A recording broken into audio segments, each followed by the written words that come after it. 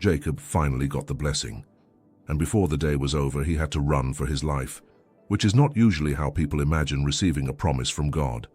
Most retellings make this moment sound victorious, but inside the actual house, the atmosphere feels less like destiny, and more like a family collapsing in real time.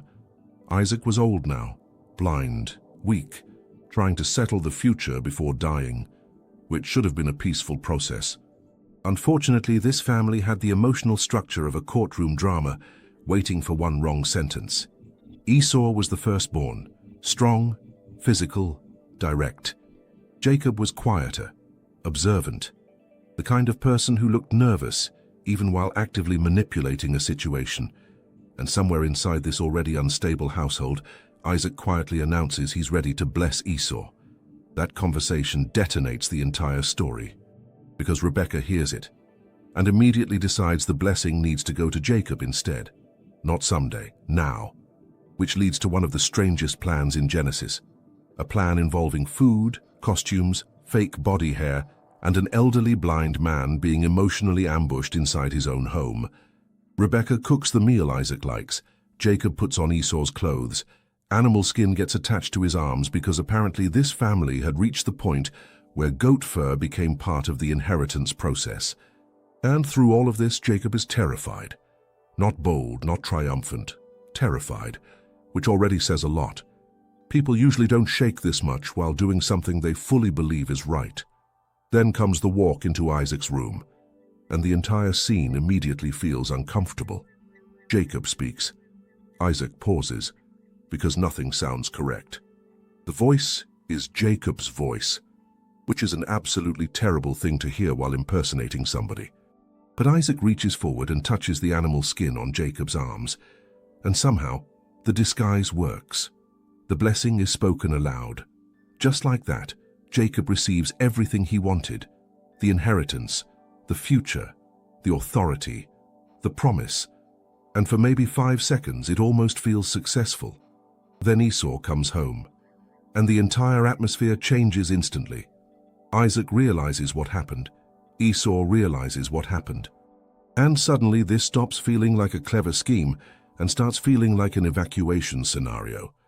Because Esau is furious, not irritated, not offended. Furious in the kind of way that makes everyone else in the house start thinking about exits. And Jacob understands the danger immediately, because the blessing worked.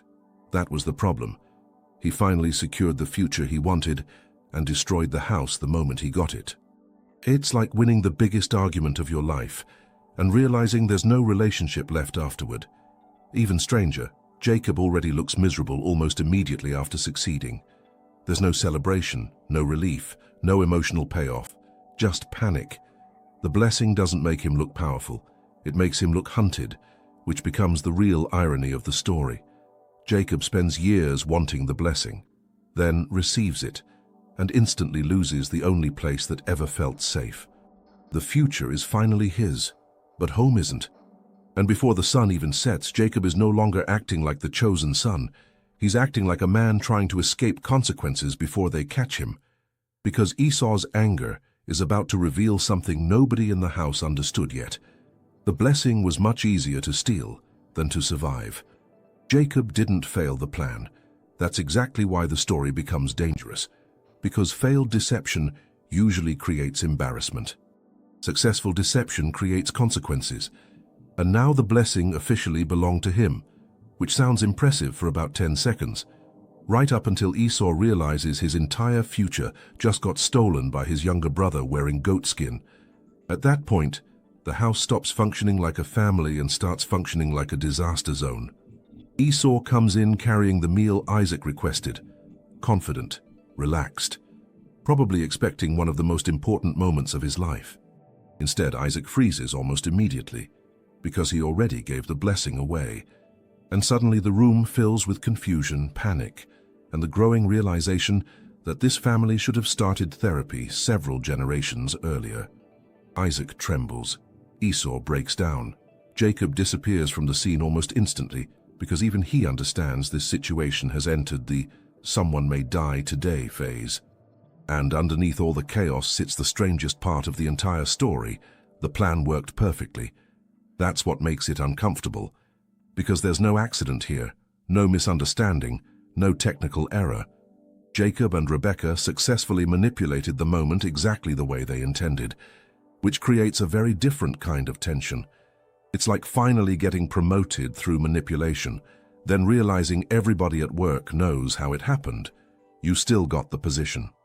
But now trust evaporates every time you walk into the room, and that's basically Jacob's new reality, because the blessing changes hands immediately. But peace leaves the house even faster. Esau begs Isaac for another blessing. Any blessing. Something. And for the first time, the emotional weight of the story really lands. Because Isaac can't undo what was spoken. The words mattered. The blessing was already attached to Jacob now. Which means everybody in the room suddenly understands something terrifying. This decision is permanent. Esau starts weeping. Isaac looks shattered. And Jacob, the person who technically won, is nowhere near the emotional atmosphere of a victorious man. That part matters, because Jacob doesn't come out of this story looking powerful. He looks like somebody who just crossed a line he can never uncross. And honestly, even the family dynamic starts changing shape immediately. Isaac loses authority inside his own house. Esau loses trust completely. Rebecca loses the ability to hold the family together, and Jacob gains the blessing while simultaneously becoming the reason everybody is emotionally breaking apart, which is a very strange reward system. The irony gets worse the longer you look at it. Jacob spent his life wanting the future, but the moment he finally grabs it, he loses access to almost everything connected to his past. It's the kind of victory that immediately feels contaminated, like achieving something huge and realizing the celebration disappeared before you even arrived. And somewhere inside all this chaos, another uncomfortable truth quietly appears. Jacob already seems exhausted by the thing he fought so hard to obtain, because manipulation always creates a second problem after the first one succeeds. Now you have to survive what comes next, and what comes next is Esau, still furious, still humiliated, still living in the same region. Which means Jacob's problem is no longer stealing the blessing. Now the problem is staying alive after stealing it, because some victories don't collapse immediately. They follow you slowly, until every place starts feeling temporary. Jacob receives the blessing and loses his home before sunset, which is a brutal trade when you really think about it. Because for years, Jacob believed the blessing would finally secure his future. Instead, it immediately turns him into a fugitive inside his own family story. Esau is still furious, not calming down, not processing. Furious in the very active sense of the word, the kind of furious where people stop speaking in paragraphs and start speaking in survival instructions. And Rebecca understands the danger almost immediately, which means the same mother who helped Jacob steal the blessing now starts planning how to get him out of the house before Esau turns grief into violence. At this point, the entire household feels less like a covenant family, and more like an evacuation happening during emotional warfare. Jacob barely has time to process anything. One moment he's receiving the future, the next moment he's packing for exile, which creates one of the strangest emotional reversals in Genesis, because Jacob technically won, but absolutely nobody around him is behaving like he won. Not Isaac, not Rebecca, definitely not Esau, and honestly not even Jacob himself. That part keeps getting more uncomfortable the longer the story moves forward, because Jacob doesn't leave the house looking triumphant. He leaves looking hunted, like someone who suddenly realizes success can become dangerous very quickly when trust disappears from the room. It's like finally getting everything you fought for, and immediately losing the ability to stay where you earned it. And somewhere in the middle of this disaster, Isaac gives instructions for Jacob to leave, go far away, stay with relatives, wait until Esau calms down. Which sounds reasonable at first, except Esau does not calm down quickly, and Jacob does not return quickly either. In fact, Jacob is about to spend years away from home. Years. Which means the blessing that was supposed to establish stability immediately creates displacement instead. That irony sits over the entire chapter. Because Jacob wanted security, what he actually receives is instability with spiritual paperwork attached to it. Even stranger, the emotional damage inside the family keeps expanding after he leaves. Rebecca never really gets her household back. Isaac ages inside the aftermath of the deception. Esau carries humiliation and rage for years, and Jacob carries something quieter but equally heavy, the realization that his future now begins with running. That changes him. Because there's a massive difference between inheriting something peacefully and inheriting it while looking over your shoulder the entire time. The story also starts changing shape here.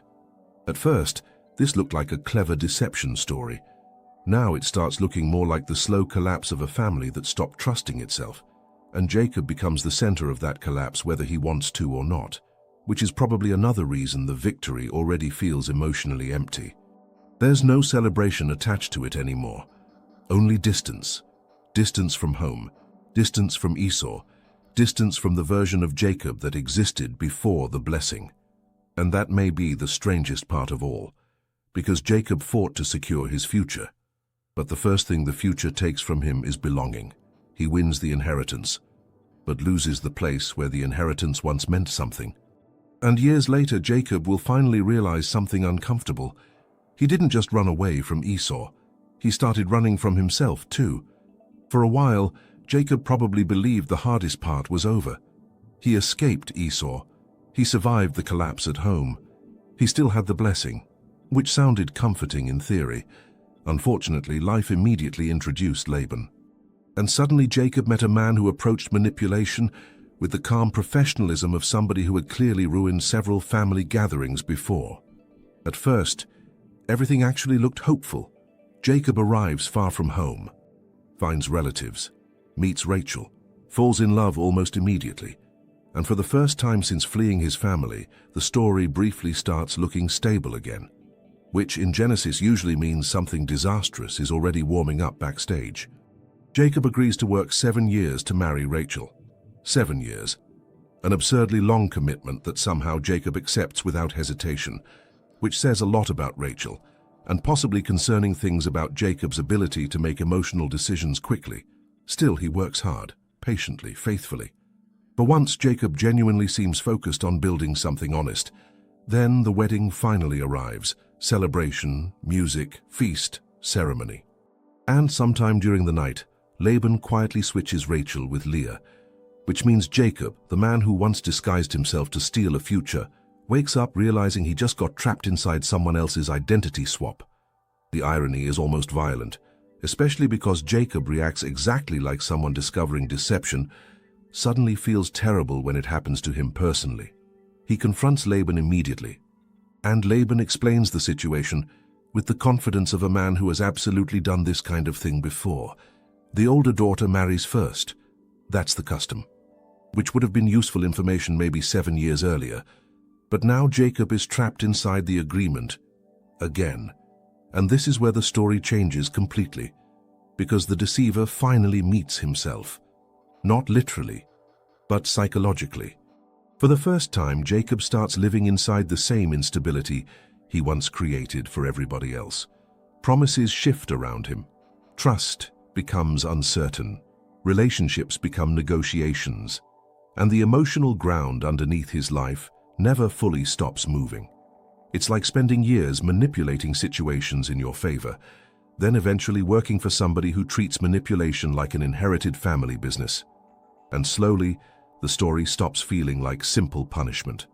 It starts feeling like exposure, because Jacob keeps encountering reflections of his own behavior everywhere he goes.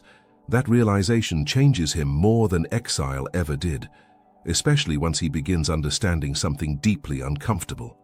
The problem followed him because the problem was never only Esau.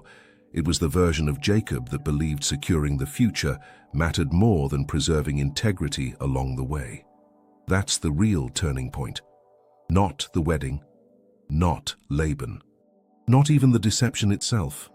The real turning point is when Jacob finally starts recognizing the kind of man he became while trying to obtain the blessing. And honestly, that realization is much harder to outrun than Esau ever was. Because survival was never Jacob's deepest problem, self-confrontation was. Years earlier, Jacob walked into Isaac's room disguised as someone else.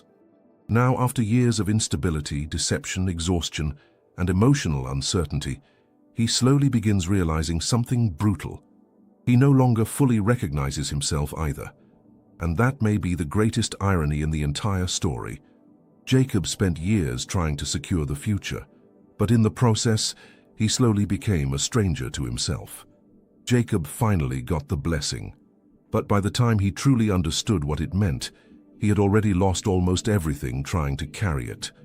And that changes the entire story, because this no longer feels like a simple tale about deception. It feels like the slow destruction of a man who thought the future could be secured without consequences.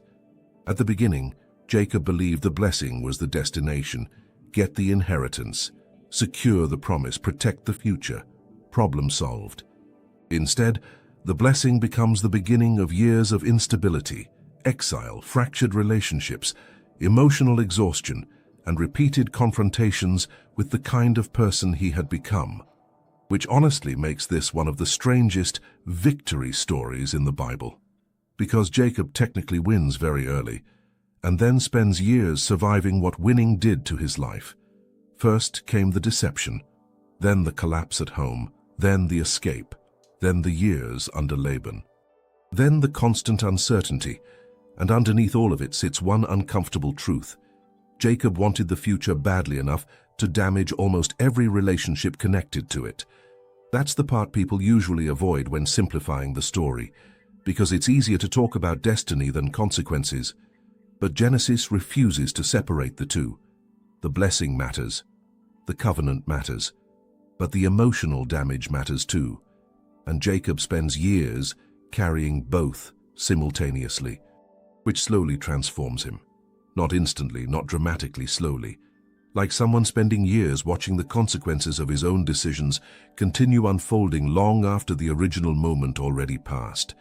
It's like finally achieving the thing you built your entire life around, then realizing success doesn't automatically repair the version of you that obtained it the wrong way. And by this point, Jacob barely resembles the younger man who walked into Isaac's room wearing borrowed identity and fake skin. Life has worn him down. Exile changed him. Loss changed him. Fear changed him. And perhaps most importantly, self-confrontation changed him. Because eventually Jacob realizes something deeply uncomfortable. The blessing itself was never the real problem. The problem was believing he could take something sacred without the method eventually reshaping him too. That realization redefines everything, especially the early chapters, because now the deception inside Isaac's house no longer feels clever. It feels tragic. Jacob wasn't just stealing a future, he was damaging himself while trying to secure it, which explains why peace disappears from the story almost immediately afterward. And strangely enough, that's what makes Jacob feel human. Not the blessing, not the prophecy, not even the covenant.